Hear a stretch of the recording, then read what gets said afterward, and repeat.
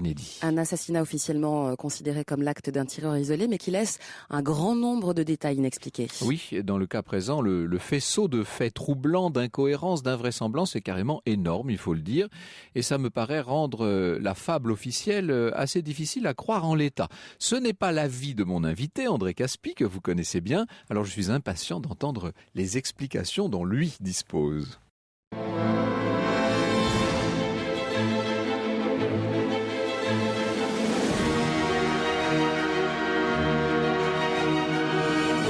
De 13h à 14h sur Europe 1, au cœur de l'histoire. Franck Ferrand.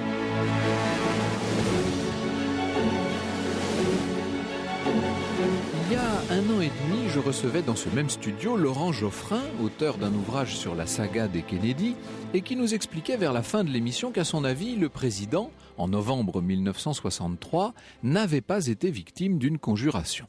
Je vous avoue que cela m'avait laissé un peu pantois. Pendant toute mon adolescence, je me suis passionné pour des livres, des articles, des émissions de télévision qui affirmaient le contraire haut et fort et qui mettaient en évidence toutes les contradictions et les insuffisances du fameux rapport de la commission Warren, ce rapport de près de 900 pages qui, dès 1964, classait l'affaire en laissant quantité de questions sans réponse.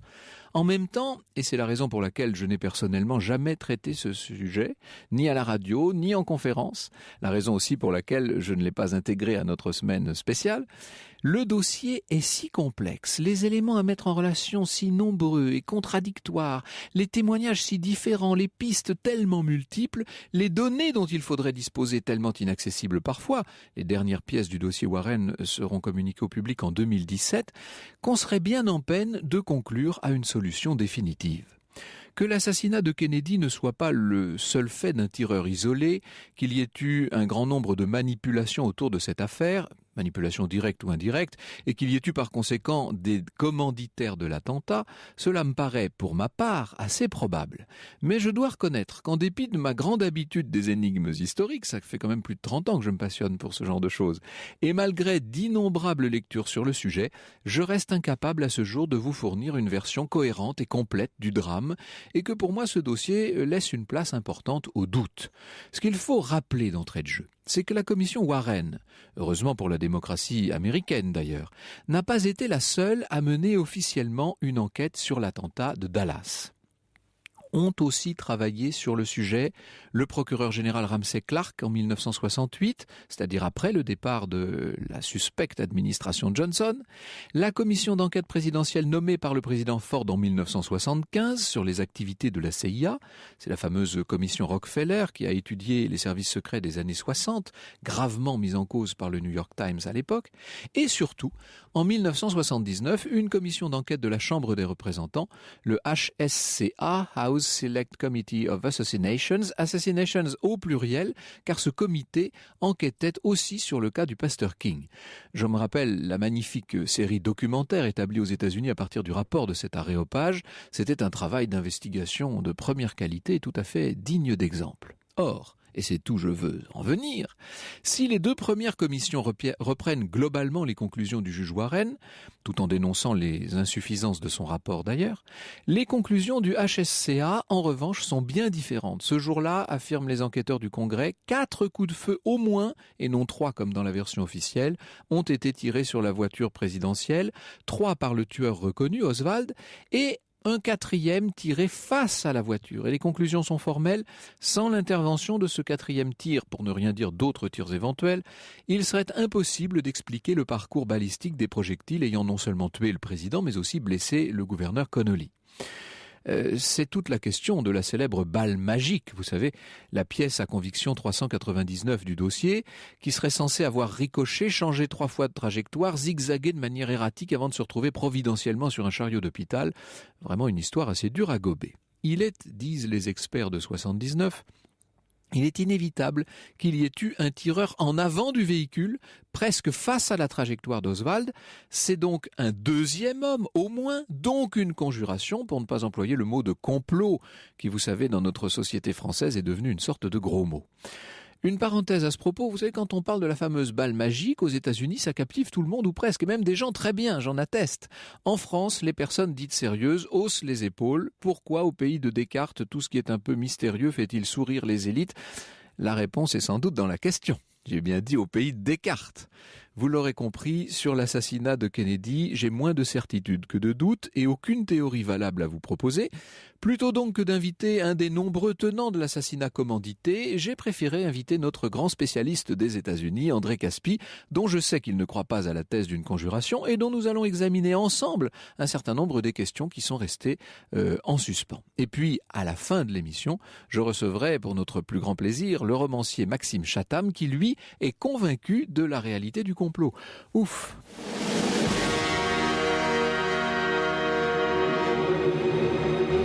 Bonjour André Caspi. Bonjour. Merci beaucoup d'être venu pour essayer d'évoquer ce sujet dont j'ai dit qu'il était d'une très grande complexité. Le rapport du juge Warren a été considéré comme bâclé, or il fait quand même 883 pages, donc c'est assez extraordinaire. Et il est accompagné de 26 volumes de documents. Exactement, dont certains ne sont toujours pas déclassifiés, mais enfin ils le seront bientôt, semble-t-il. Il paraît que l'essentiel a été déjà communiqué. Et pourtant, on n'y voit pas beaucoup plus clair. Alors, revenons peut-être sur le contexte de cette époque. On est à la fin de l'année 1963, juste avant une année présidentielle. Oui, et c'est même la raison pour laquelle John Kennedy va au Texas. C'est-à-dire que le Texas, c'est un État qui peut être décisif dans la toute prochaine élection présidentielle.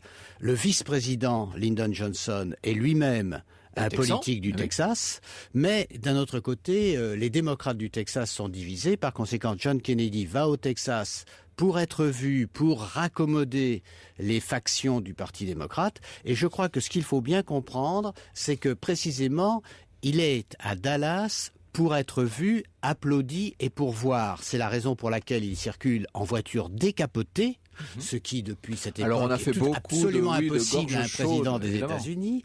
Il demande que la voiture aille très lentement. Précisons d'ailleurs que le toit de plexiglas qui avait été prévu sur cette Lincoln n'était pas à l'épreuve des balles. Donc même si on n'avait pas enlevé le toit en question, de toute façon, ça n'aurait sûrement pas changé grand-chose. Non, mais pour vous donner un exemple, lorsque John Kennedy est au Texas, il est accompagné par son épouse, Jackie, qui généralement ne participait pas aux événements politiques.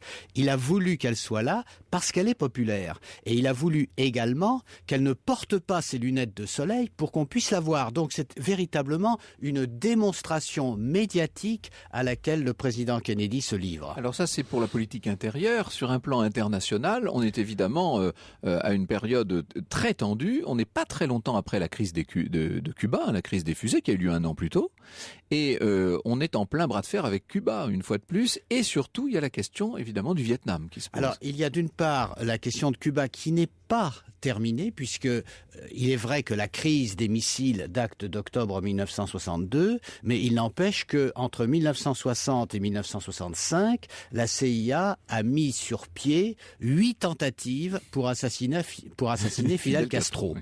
Et d'autre part, au Vietnam, la question qui se pose, c'est de savoir si les États-Unis vont envoyer des renforts importants, puisqu'il y a déjà des conseillers militaires, il y a déjà des soldats américains au Vietnam, et par conséquent la décision que prendra le président déterminera si oui ou non les États-Unis entrent en guerre pour de bon contre le Viet Minh, contre les communistes du Vietnam. Le voyage devait durer combien de temps au Texas, cette tournée? Le voyage devait durer 2-3 jours. Oui. C'est-à-dire qu'il on est le deuxième jour, en fait. Il a commencé la veille. C'est ça, puisque, le 21 novembre. Kennedy s'est déjà rendu à Austin. Par conséquent, il vient à Dallas pour, je le répète, pour compléter, en somme, ce voyage médiatique dont il a besoin. Alors, l'endroit où va se produire la catastrophe est très particulier, puisque c'est un endroit relativement découvert, et il y a la route fait comme une sorte de Z. Oui. C'est-à-dire que c'est exactement le site qu'on choisirait pour tuer quelqu'un, évidemment, puisqu'il est le président va être longuement à découvert et la voiture est obligée de rouler très très lentement. Elle roule à 17 km/h et demi, a-t-on calculé à partir des images. Oui, mais je répète encore une fois que ce que veut Kennedy, c'est précisément être vu. Oui, c'est normal. Donc, ce qu'il veut, c'est que la voiture aille lentement. Il lui est même arrivé, entre l'aéroport et le point où il a été assassiné, de faire arrêter le véhicule pour descendre et serrer des mains. Il fait campagne, tout simplement. Il fait campagne, et il fait campagne à la manière dont on ne fait plus campagne aux États-Unis aujourd'hui lorsqu'on est candidat à la présidence, c'est-à-dire directement au contact avec le peuple. Il y a évidemment beaucoup de monde autour du cortège présidentiel et soudain, alors ça va vraiment très vite. C'est fascinant de voir les images qu'on a ressassées à l'infini, on peut dire jusqu'à satiété sur toutes les chaînes de télévision depuis 50 ans. Mais ça va vraiment très vite. Certaines des personnes qui étaient là, qui ont assisté à l'assassinat, ne l'ont même pas compris tellement ça va vite. Bien sûr, parce que 3 ou 4 coups de fusil, j'allais trop vite.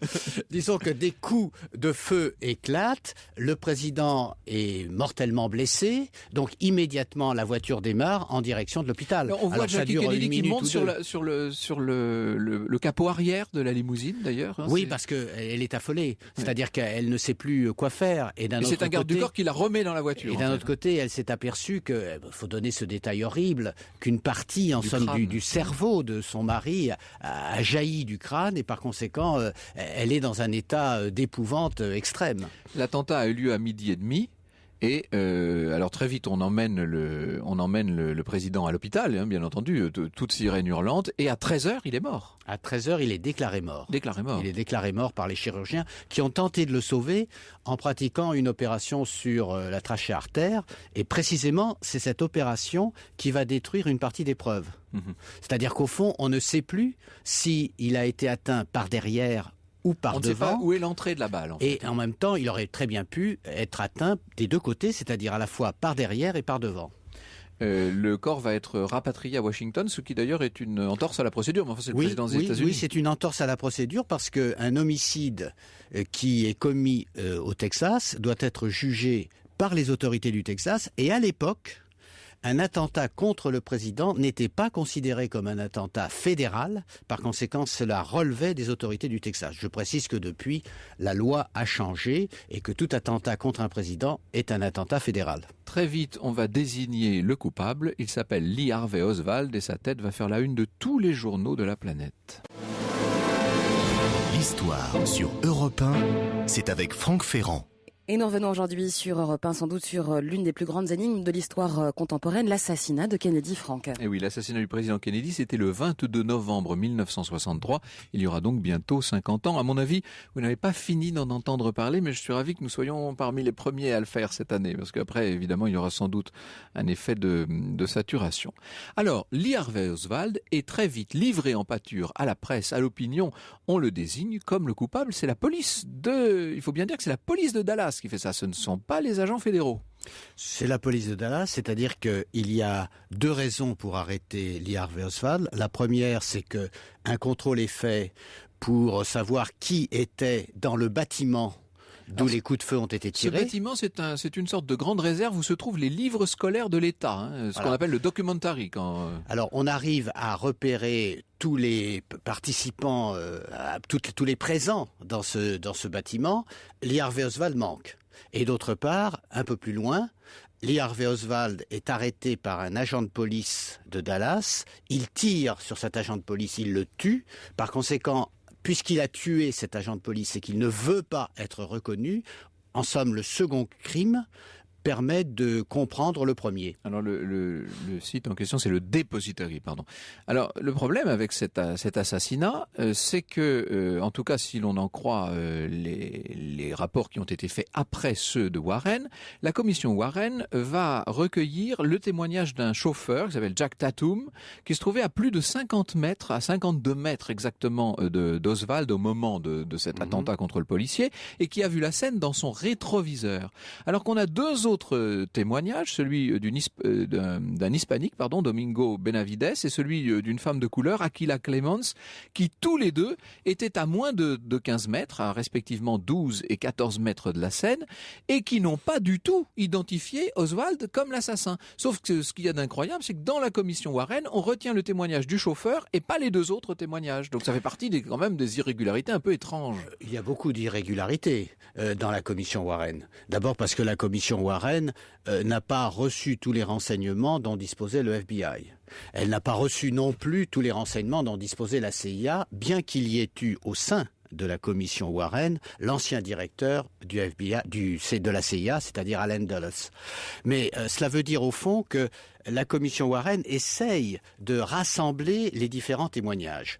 Et il est évident, pour elle, que le tireur ne pouvait être qu'au 5e étage du fameux bâtiment dans lequel sont stockés les livres scolaires, et qu'on a aperçu le bout du fusil, et que d'un autre côté, on s'aperçoit qu'il y a des liens entre le fusil et Lee Harvey Oswald. C'est comme cela que les choses se sont engagées. Alors évidemment, il y a toute une partie de faiblesse là-dedans. Au départ, les policiers, et y compris l'attorney Wade dans sa première conférence de presse, disent qu'il s'agit d'une carabine Mauser de calibre 7,65. Et puis, il s'avère finalement qu'il s'agit d'une arme italienne, Mannlicher Carcano de calibre 6,5. Alors, c'est quand même un peu étonnant, et d'autant plus que sur la célèbre photo qui va faire le tour du monde où l'on voit Lee Harvey Oswald brandir une carabine, c'est précisément une Mannlicher Carcano de calibre 6,5. Or, ce qui est étonnant, c'est que cette photo a été analysée, réanalysée, et qu'on se rend compte que les ombres sur le visage de Lee Harvey Oswald ne correspondent pas aux ombres qui se trouvent sur le sol. Elles n'ont pas la même orientation. Donc, pense-t-on, ça pourrait être un montage photographique. Quand même, tout ça se pose question. Oui, mais je crois qu'il faut aller encore un peu plus loin.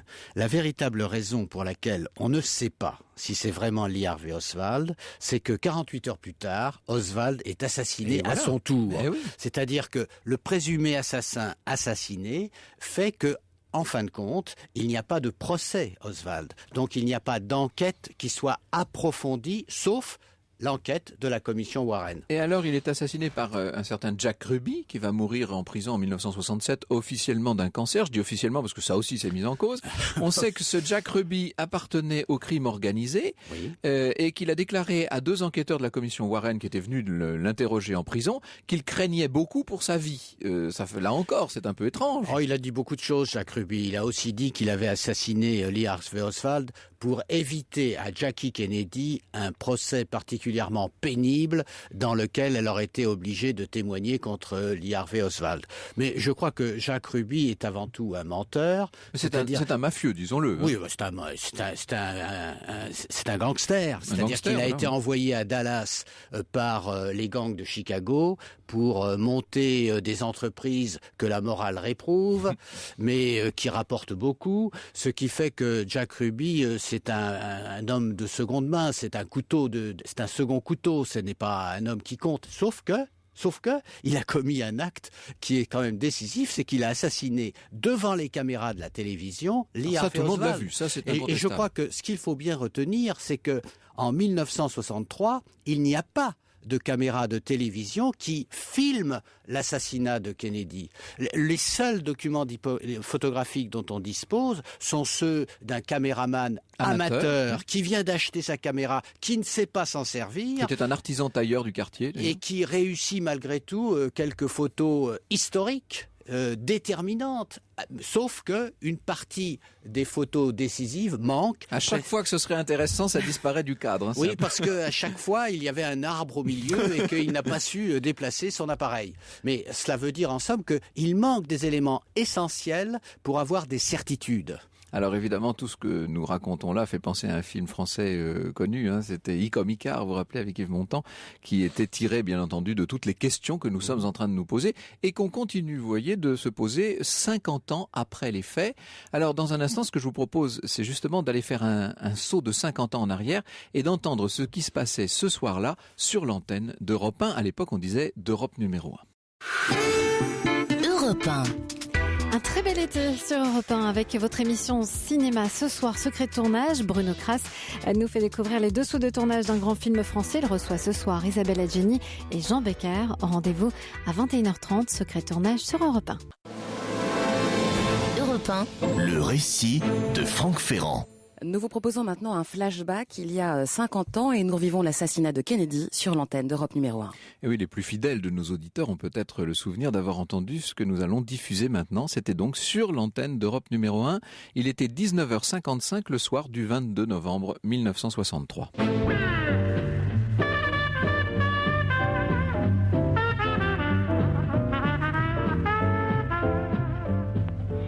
Président. Jacques Demarny, j'interromps naturellement le duplex qui était en cours là. Nous nous retrouverons tout à l'heure, nous irons à Lens à nouveau, car voici un nouveau flash spécial d'information.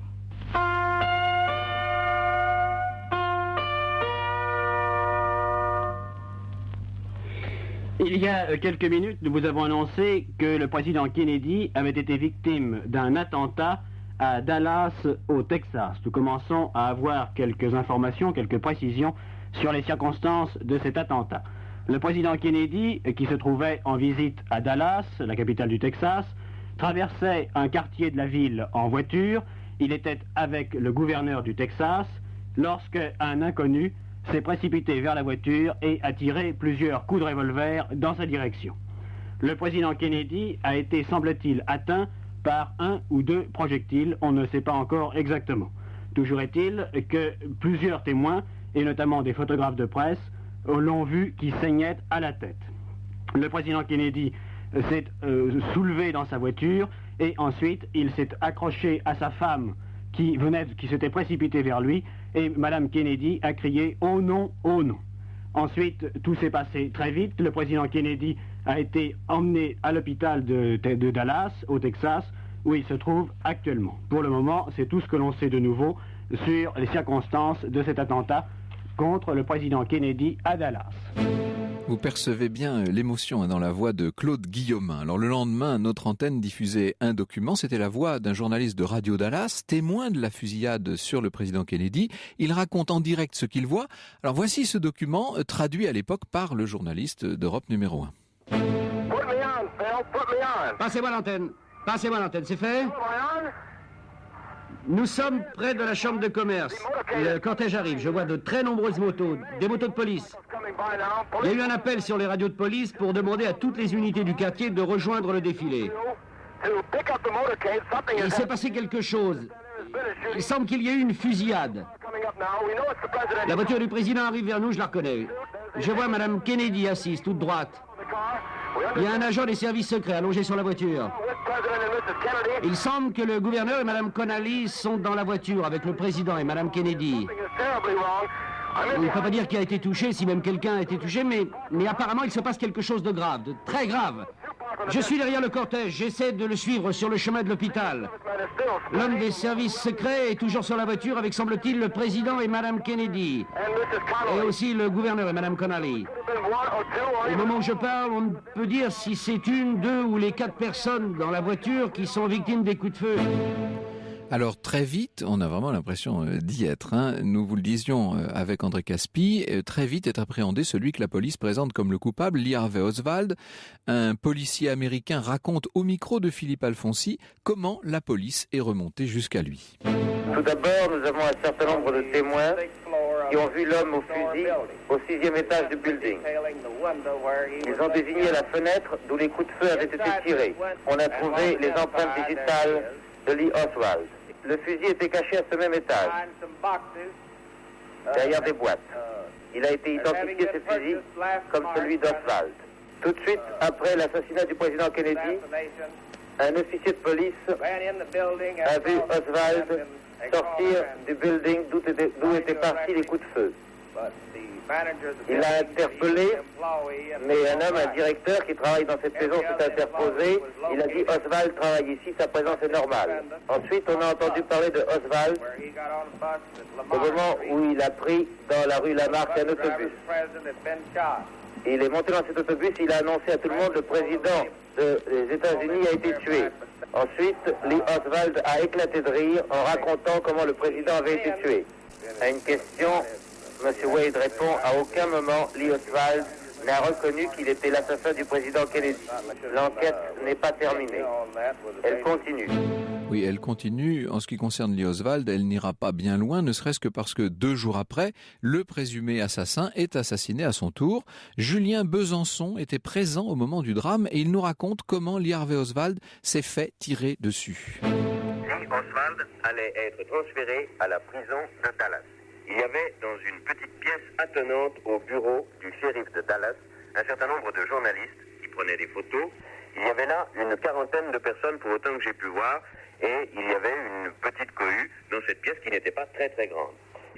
À ce moment-là, Lee Oswald est apparu, les menottes à la main, encadré par deux grands policiers très forts qui le soutenaient chacun par un bras. Et de la masse des gens qui sont là, on a vu immédiatement que Lee Oswald se courbait en deux comme s'il venait de recevoir une balle dans le ventre ou au niveau de la ceinture. Et à ce moment-là, ça a été évidemment une mêlée indescriptible. Lee Oswald a reculé en arrière vers la porte d'où il venait à peine de sortir depuis moins de 3 ou 4 secondes et il a été entraîné à ce moment-là par les policiers dans ce bureau du shérif. Voilà comment les choses se sont passées telles que je viens de les voir à l'instant même. Et le dernier de nos documents issus des archives d'Europe 1, d'Europe numéro 1, de cette époque des pionniers, on est une semaine après l'assassinat maintenant, et le gouverneur du Texas, John Connolly, dont nous vous parlons depuis tout à l'heure, raconte comment il a vécu l'assassinat du président Kennedy alors qu'il était dans la voiture présidentielle lui-même. Nous avons entendu un coup de feu. Je me suis tourné vers la gauche, j'étais assis sur un strapontin. Je me suis tourné sur ma gauche pour voir le président qui était assis sur le siège arrière. Comme je me tournais, j'ai été touché. Et j'ai senti que j'ai été touché grièvement. Alors j'ai dit, parce que je savais que le président lui aussi était touché, j'ai dit, mon Dieu, ils vont tous nous tuer. Alors il y a eu un troisième coup de feu. Et le président a été touché à nouveau. Il me restait encore un petit peu de conscience. Et j'ai vu Mme Kennedy qui disait, alors que le président est exécuté pour la deuxième fois, oh mon Dieu, ils ont tué mon mari.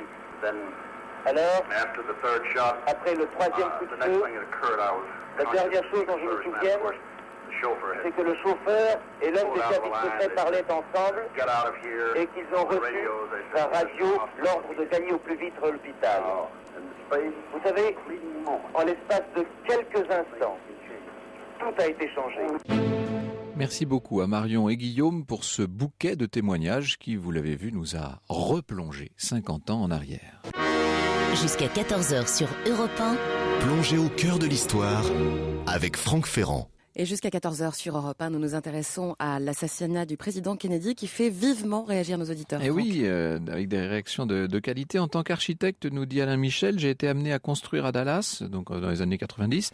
Je me suis rendu à l'endroit où le président avait été assassiné. Au pied du bâtiment d'où Oswald avait tiré, il y avait une plaque en métal gravée qui rappelait les faits. Eh bien, cette plaque était rayée et à chaque fois que j'y allais, elle était rayée différemment. C'est-à-dire qu'on remet la plaque et d'autres viennent la rayer. C'est-à-dire que les gens refusent la version officielle, tout simplement. Marie-France nous dit, j'avais 15 ans quand le président Kennedy a été assassiné, et je m'en souviens bien sûr. J'ai attendu plus de 40 ans pour aller visiter la librairie à Dallas, enfin la library à Dallas, lors d'un voyage d'affaires. Que d'émotions. J'ai observé la croix blanche sur l'avenue où a eu lieu l'assassinat, et pour moi, pas de doute, c'était bien un complot, tout comme la mort de Marilyn. Mais enfin ça nous entraînerait encore dans un autre mystère, Marie-France. Philippe Labro, nous dit Patrick, grand connaisseur de l'Amérique, a couvert cet assassinat de Kennedy. Enfin, c'était pas l'assassinat lui-même qu'il a couvert, mais il s'y trouvait, disons. Il se prononce lui aussi en faveur d'un complot. Alors, ce qu'il faut dire, je salue au passage l'arrivée de Maxime Chatham, qui nous rejoint et qui va nous donner son avis dans un moment et qui va nous parler notamment de l'extraordinaire roman que vient de faire paraître Stephen King. La traduction vient de sortir chez Albin Michel. Bonjour Maxime, merci. Bonjour. J'aimerais bien, si vous le voulez, il ne nous reste pas un temps fou, André Caspi, mais quand même, que nous revenions sur la constitution de cette commission Warren et surtout les reproches qu'on peut lui faire, objectivement. Le juge Warren, c'est le président de la Cour suprême, c'est pas n'importe qui. Oui. Et les membres de la commission sont tous de très grands juristes. Le problème, c'est que, disent les critiques, ils sont trop grands, justement. Ils ont beaucoup à faire et ils n'ont pas le temps de s'occuper dans le détail d'une affaire qu'ils délèguent à des subordonnés. Tout d'abord, Earl Warren, le président de la Cour suprême, ne tenait pas spécialement à présider cette commission d'enquête. Oui. Parce que dans le régime de séparation des pouvoirs, il n'y avait aucune raison que le chef de la justice soit aussi l'enquêteur, c'est-à-dire une sorte de procureur. Il a accepté tout simplement parce qu'on lui a demandé. Oui. Et en même temps, je crois qu'il ne faut pas oublier que Robert Kennedy, le frère de John, était à l'époque au département de la justice, c'est-à-dire c'était le ministre de la justice. Et c'est lui-même qui a souhaité, en somme, que l'on n'accorde pas une importance excessive à cette enquête, que l'on fasse l'enquête, bien sûr, il fallait la faire, et que cette enquête soit terminée avant les élections présidentielles de novembre 1964. C'est pour cela d'ailleurs que le rapport est remis en septembre. Mais tous les moyens sont à la disposition de cette commission Warren. Ce qui s'est passé, c'est que le FBI, la CIA, qui détenaient des informations capitales, n'ont pas nécessairement donné toutes ces informations à la commission Warren. C'est ce qui s'appelle le maniement de la litote. Et à partir de là, beaucoup de soupçons sont nés sur le travail de la commission Warren. Beaucoup ont essayé de décortiquer les témoignages que la commission a entendus. Et pour reprendre l'expression de Pierre Salinger, qui était l'attaché de presse du président Kennedy, une véritable industrie est née, une industrie qui repose sur l'idée qu'il y a un complot, qu'il y a des choses que l'on ne sait pas, qu'il faut absolument dénoncer. Ce qui fait que industrie de l'édition notamment, etc. Oui, une industrie éditoriale. Oui. C'est-à-dire que le nombre d'ouvrages qui ont paru entre 1964 et 1993, car le tout dernier date de 1993, le nombre d'ouvrages est quand même phénoménal. Parce que assassiner un président des États-Unis, ça n'était pas la première fois, c'était même la 4e. Mais il n'empêche que c'est un événement extraordinaire. Et surtout dans les circonstances où ça a eu lieu. Et au fond, si on se reporte au roman de Stephen King dont vous parlerez dans un instant, cela veut dire que peut-être cet assassinat a complètement changé le cours de l'histoire américaine et le cours de l'histoire mondiale. Et j'en profite pour dire, puisqu'après tout nous sommes dans une émission d'histoire, que c'est la première fois, avec cet attentat de Kennedy, qu'on a eu recours à la notion d'histoire immédiate. C'est-à-dire qu'on a vu des historiens, dont ça n'était jusque-là pas du tout le métier ni la passion, se mêler dès les années 65, 66, 67, se mêler d'une affaire qui était encore toute chaude et qui était même en cours de règlement ou d'étouffement. Il n'y a pas eu de procès dans cette affaire. Non, il n'y a pas eu ni Oswald, évidemment, il a été assassiné. Il y a eu le procès de Ruby. Il y a eu un procès de Ruby en 1964, mais un procès tout à fait imparfait. Alors là, en effet, on peut le critiquer. Mais à vrai dire, la justice n'a pas été directement mêlée au débat qui a suivi l'assassinat du président Kennedy. Alors il y a eu quand même évidemment des contre-enquêtes. La plus célèbre, parce qu'elle a été notamment portée à l'écran par Oliver Stone, c'est celle de Jim Garrison qui va tout seul mener sa propre croisade en quelque sorte. Oui, mais vous savez, franchement, Oliver Stone, ce qu'il raconte, ça ne mérite pas le déplacement. Et moi, je me souviens très bien quand je faisais un cours à la Sorbonne sur le président Kennedy et que je parlais de l'assassinat du président Kennedy, il y avait juste aux portes de la Sorbonne des distributeurs qui étaient là pour inciter les jeunes à aller voir le film d'Oliver Stone, mais le film d'Oliver Stone ne repose pas sur la moindre vérité historique. Alors, refermons la parenthèse Oliver Stone et revenons peut-être à un certain nombre des lacunes de cette commission Warren, et je pense notamment à ce qu'il y a de plus parlant pour tout un chacun, c'est-à-dire la question des tirs et des balles, évidemment. Il faut savoir que dès le 22 et le matin du 23 novembre, 25 personnes se sont présentées pour témoigner spontanément. Sur les 25, 22 affirment qu'elles ont entendu des coups de feu qui provenaient d'une butte de terre située en avant, à droite du pont de chemin de fer. Donc pas du tout du côté de la réserve de Livres. Et plus tard, sur 124 témoins qui ont été entièrement entendus sur la question, 92 vont confirmer ce témoignage. Or, la commission Warren décide, c'est écrit ça noir sur blanc, de ne pas les prendre en compte. Pourquoi ? Et là, on est dans toutes les subtilités du droit américain, parce qu'on ne possède pas de témoins visuels, ce sont des témoins auditifs, à l'exception tout de même d'un cheminot qui lui affirme avoir vu de la fumée dans cette direction. Enfin, il est tout seul. La commission va préférer retenir les témoignages très minoritaires, donc, seulement quelques personnes, mais qui affirment que les coups de feu provenaient donc du dépository, là, de cette espèce d'immeuble au 5e étage, parce que cette fois, on a des témoins visuels. Alors là, la commission Warren leur donne la parole. Sauf que sur ces fameux témoins, il y en a encore deux, Mrs. Walter et Arnold Roland, pour ne pas les nommer, qui affirment qu'à la fenêtre d'où ils ont vu dépasser le canon d'une arme, il y avait non pas une, mais deux silhouettes. Eh bien, la commission Warren ne retient pas non plus leur témoignage. Oui, mais je crois que dans votre démonstration, il y a malgré tout, si vous me le permettez, une faiblesse. La faiblesse, c'est que la commission Warren n'est pas la seule commission qui est enquêtée sur l'assassinat. Vous avez vous-même cité tout à l'heure la commission Rockefeller de 1975 qui a travaillé sur la CIA. Vous avez cité à votre tour la commission du représentant Louis Stokes en 1979. Oui. C'est-à-dire qu'il y a eu d'autres commissions. Mais d'ailleurs, la commission de 79 est déjà beaucoup plus dubitative. Oui, c'est-à-dire la commission de 1979 confirme les conclusions de la commission Warren, mais ajoute qu'il peut y avoir probablement, j'insiste bien sur l'adverbe, probablement un 4e coup de feu, parce que ce 4e coup de feu aurait été enregistré sur la radio d'un policier motocycliste, mais la commission Stokes n'est pas sûre. C'est-à-dire qu'au fond, tout ce que l'on sait, c'est qu'il y a beaucoup de choses qu'on ne sait pas. Bon, on va dire objection retenue, et je vais avoir grand besoin de Maxime Chatham pour voler à Marescou. L'histoire sur Europe 1, c'est avec Franck Ferrand. Vous savez, dans cette émission, il y a le in et le off, en quelque sorte. C'est-à-dire que pendant les publicités, évidemment, nos invités continuent de discuter. Et là, je regrette que c'est fort les intéressant, micros n'aient pas été branchés, parce que c'était intéressant, la conversation entre André Caspi et Maxime Chatham. Et notamment, vous étiez en train tout de même de reconnaître, André Caspi, que Oswald n'était pas un grand tireur d'élite. Hein. Oui, bien sûr. Mais même quand on n'est pas un grand tireur d'élite, il arrive qu'on puisse atteindre la cible, hein. C'est pas exclu. Oui, enfin là, il a particulièrement bien atteint. Et on sait que plusieurs tireurs avaient été, ont été employés dans l'histoire. On a essayé de reconstituer les faits avec des tireurs d'élite du